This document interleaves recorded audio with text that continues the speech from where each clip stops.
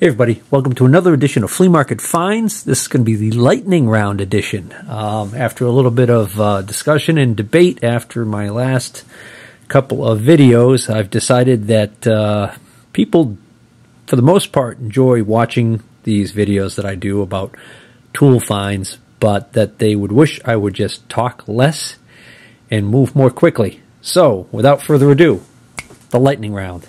Alright, picked this up at the used tool store, another micrometer. I don't need another micrometer, but I got a really good deal on it. And I thought it was a pretty nice little micrometer because it's a Starrett, and this is a model 230, and it's a tenths micrometer. So it's got those little lines on it right there, so it can be read down to tenths of a thousandth, or 10,000ths of an inch. Okay, and it's got the little ratchet stop, and it's got the carbide faces. Okay, it comes with what appears to be a brand new unused Starrett micrometer wrench. I'm not sure if it's the proper wrench for this or not, actually, because all of this is in this little nice wooden box. But the only thing that's not nice about this little wooden box is that it is a box for a Fowler micrometer, which I do not have. But that's how he had it there at the store, and I picked this up on the cheap. And I think I've already got one of these, so this is probably going to go on Steve's basement. While I was there to round out my trip and make it a little bit more worthwhile, I digging around, and I found in his $3 bin there were some burrs, and I picked this one up, and I noticed from the weight that I think it might be a solid carbide burr. And even if it's not solid carbide, I do believe it might be cobalt or some alloy that's not your typical steel. And it's got an interesting pattern on it that I kind of like. It's not too aggressive, and it still looks nice and sharp, so I don't think it's seen much use at all, if any. $3. He had a Kennedy toolbox there, and whenever he's got a Kennedy toolbox, I dig through the drawers. He usually empties out anything of value from the drawers, but he has a habit of leaving behind little occasional tchotchkes, and amongst them were these little items here. And so I asked him what he would take for these four right here, and he said $1.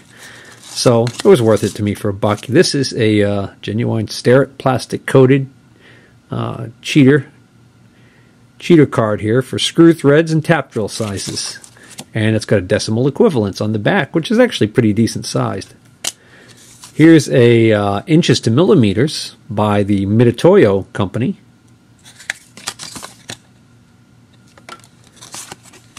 Save that one for last.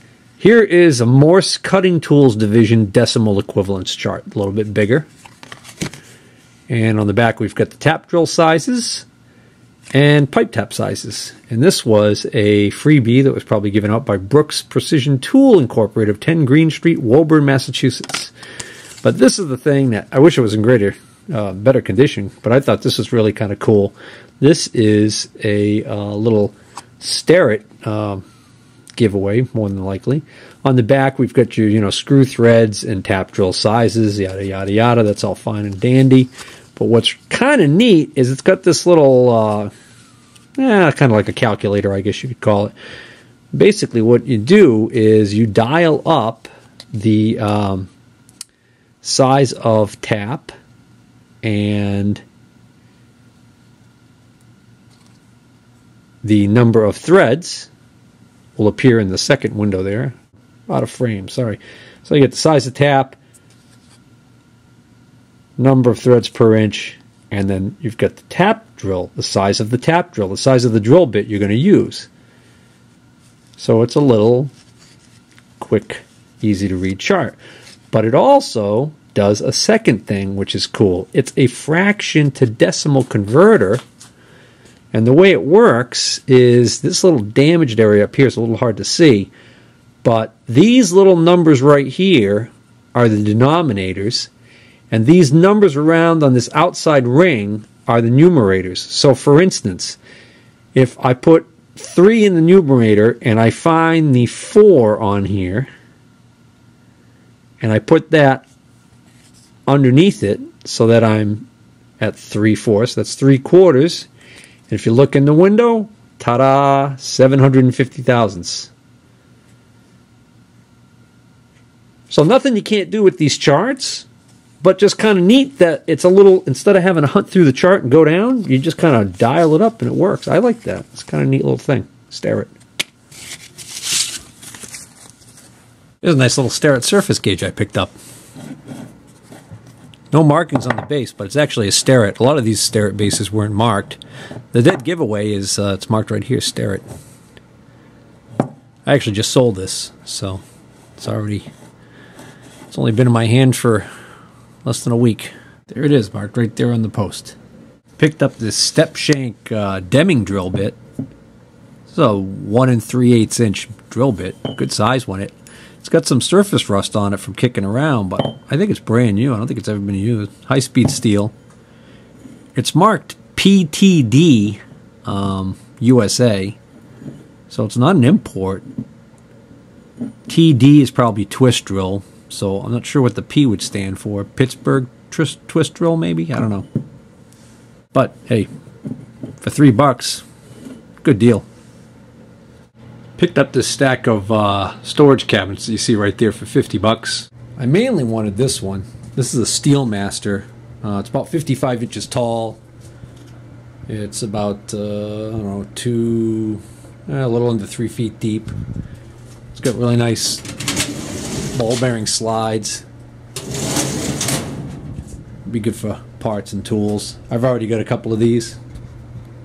So that one on the right's quite a bit earlier one by the looks of it there, but you get the general idea. These originally were index file cabinets for index cards, which, you know, in the computer age are pretty much unheard of.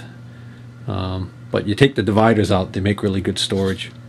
And there's 3 of these mini ones here like this, but you know, you could stack them up like that. Here's some larger ones that I bought a while back, and this one too. Basically, I paid $25 for that cabinet, which was a steel, and then I gave him 25 more for these 4 little index cabinets. You'd think I'd be off of surface gauges, but I just had to have this one because it's such an early looking one. I can't find any markings on it, unfortunately, other than at the very base here there appears to be WOM. So it's kind of hard to see, but it's stamped WOM, 2 spots on the base there. Got a nice looking job done there on the base. This little detail line added. There's a concave area underneath here.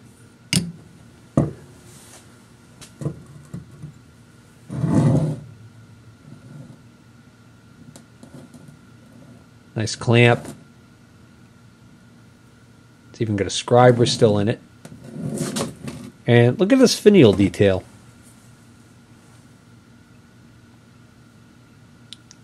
Looks like a looks like the top of a bishop in a chess game.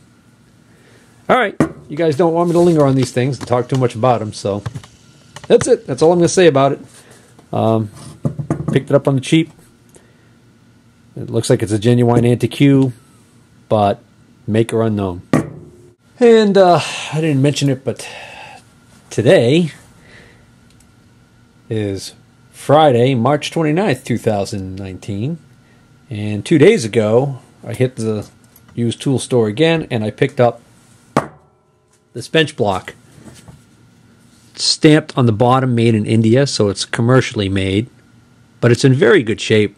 Looks like it's had minimal use. I don't see any dings or damage on it. So that'll be a good usable bench block. I got a couple of bench blocks, so I'm going to sell one of them. I'll probably just keep whichever one doesn't sell. So these are the 3. These are the 2 I had, and this is the one I just picked up. So that's actually the nicest one of the 3 by the looks of it. This one is just marked. Somebody engraved it Derby. I think this is just something somebody made, home shop made. No markings on it. Decent job. This one, clearly the oldest of the three, kind of crude looking, can't find any markings on it. What's crude about it is the holes aren't equidistant apart in a nice square like you tend to see on like a commercial made one. Those aren't exactly equidistant because of the different hole sizes, but it just kind of looks kind of sloppy. But what's kind of neat about this one is that the guy who made this, not only did he mark it with his initials, I guess his last name was Boyd, as in Woody Boyd, but he dated it. It's clearly dated 4/28/26. So April 28th, 1926. That bench block has seen some action, I bet. This next purchase is an eBay purchase. I don't tend to buy a lot of stuff on eBay because the prices usually, you know, because of the auction mentality, usually go a little high. But this, I saw this was really low, so I took a chance on it and bid it and actually won it. And what it is a Loris, genuine Loris, you can see right there. Genuine Loris CXA2 holder. Now, I do not currently have a CXA tool post, but I have been meaning to get one because it would be the perfect size for the Vernon lathe. So I took a chance on this and I got it. It was $10.50 was, I think, the winning bid. Okay. $10.50 was a winning bid and it was $9 and change. So it was just over $20 shipped. It's got some damage here, which I could see that in the photos. And I kind of figured, you know, for as cheap as it wasn't going to be great. And this was with it, and it's a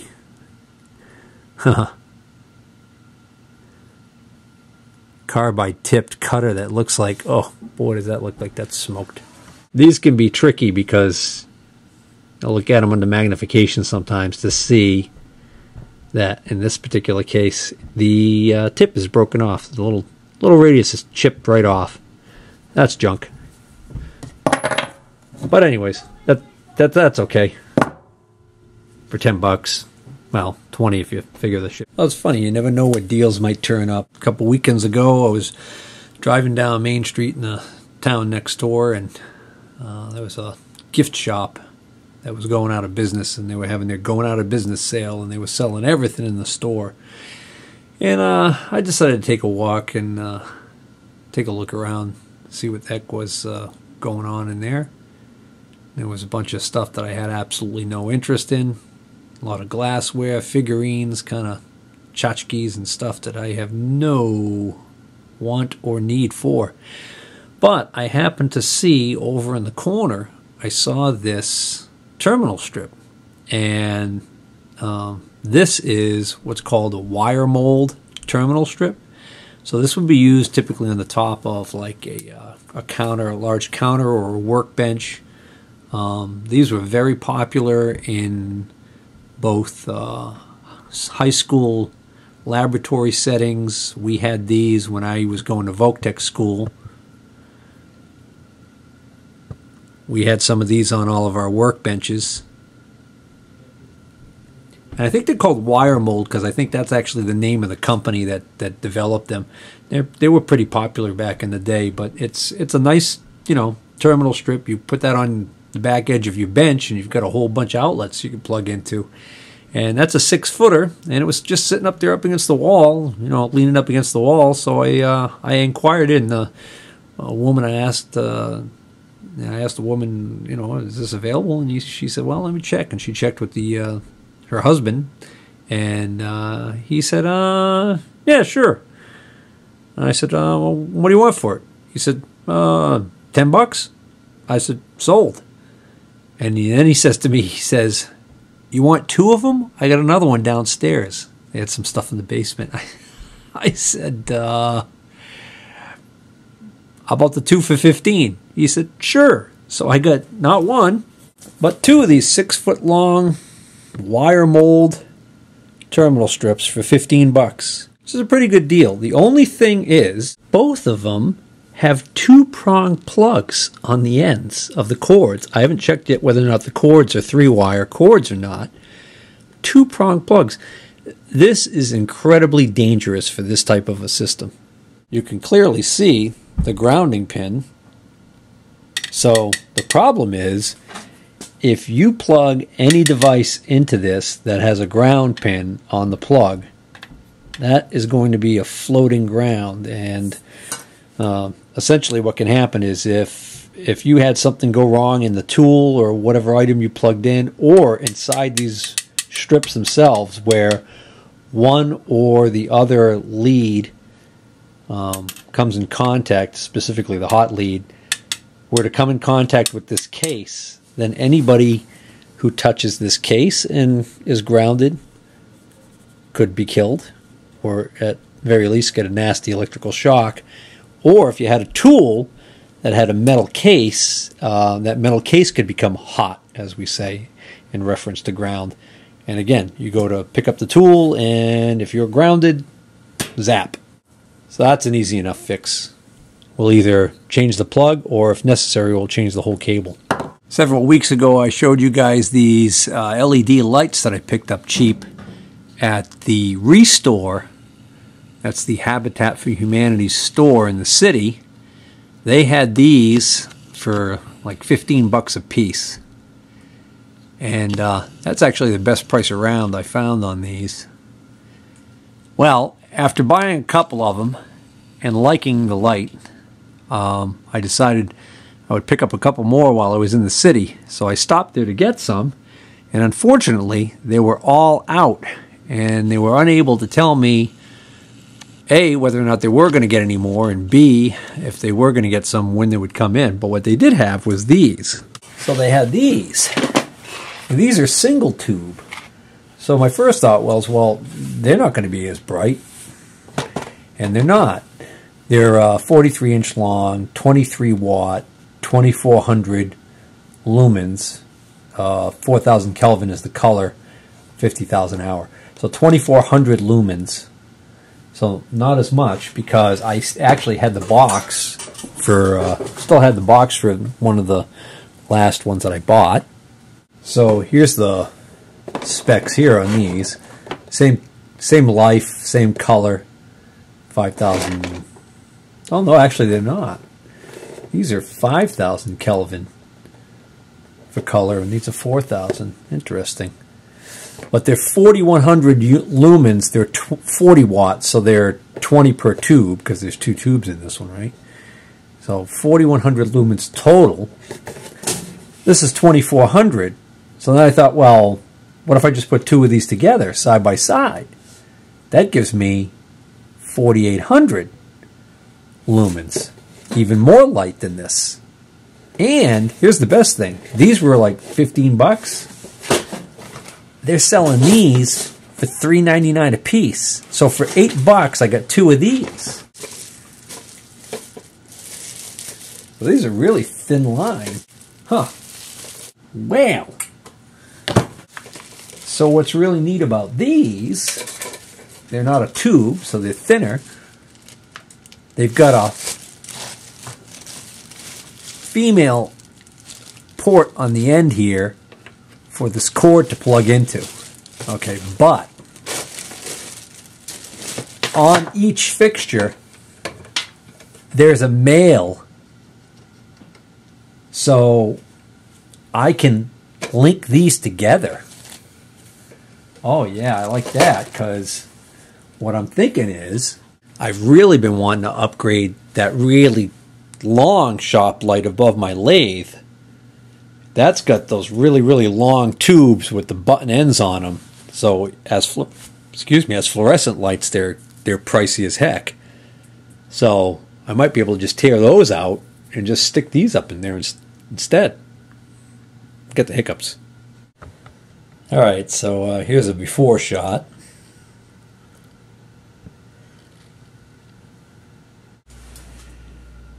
Well, there's the after. It's actually pretty good, considering I've only installed one. Turns out these don't link together, or at least if they do, they don't give you the connector you would need to make it happen. So in other words, here's the input side, okay, and then I showed you that male prong on the output side, or what looked like a male prong on the output side. It made me think that maybe you could link it to the next light, but that doesn't stick out far enough to engage the next light. So there must be, maybe there's some sort of an adapter that plugs onto that little outlet on the end there and then plugs into here. But they don't include it in the box. And to add insult to injury, the paperwork that comes with it does not even make mention of it. However, I do find it interesting that on this page at the bottom, they show what to me appears to be clearly two lights linked together directly. So that's kind of annoying that they kind of make you think you can do this and you can't. Well, I went to the Greenlight website. That wasn't exactly a wealth of knowledge on there, because according to the website, the 40 watt 2-tube shop light, which is this one here that I bought before, this is linkable. And it says, well, it's linkable using the linking cable. Well, the funny thing is, these actually just have a wired plug or wired cord on one end, and then on the other end, there's just a plain old standard outlet right there. So you can just plug in another light. That's how you can link these together. You don't need no linking cord. And if that ain't bad enough, I searched high and low and I can't find anybody selling linking cords on the internet, so I couldn't even buy one if I wanted to try it. I'm beginning to wonder whether or not that's just a not even used, just plastic molded in hole there, because, well, actually I can tell you right now that's exactly what that is, because the light's shining out those holes. So it's absolutely not used. It's just a total fake out. But I should just really shut up and stop complaining, because A, they only cost $3.88, and I just found these same lights on Amazon for $24.99. Free with Prime, free shipping with Prime, but still. These lights, $25 on Amazon, $3.88 plus tax at Restore. I think I'm gonna definitely buy more of these.